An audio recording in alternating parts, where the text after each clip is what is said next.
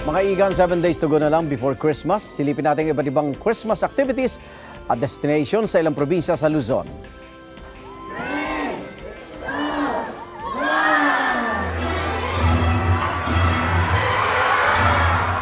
Yan ang bagong bukas sa Dancing Fountain sa San Jose, Batangas.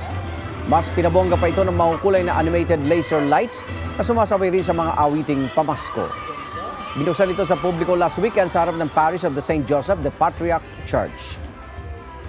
Pinailawan naman ang mararagul o yung mga dambuhalang parol sa taonang giant lantern sa San Fernando, Pampanga.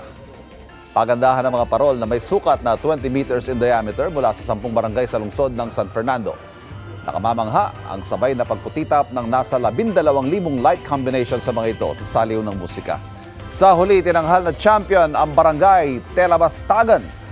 Mahigit 100 taon na ang festival na ito at isa sa mga dahilan kung bakit itinuturing na Christmas capital ng bansa ang Pampanga.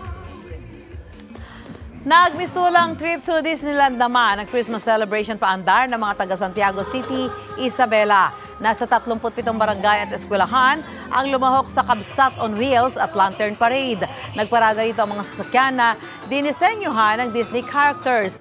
Mayroon ding street dance portion na ikinutuwari ng mga manonood. Mauna ka sa mga balita, bisitahin at mag-subscribe sa GMA Integrated News sa YouTube. Sa mga kapuso abroad, samahan nyo kami sa GMA Pinoy TV at sa www.gmanews.tv.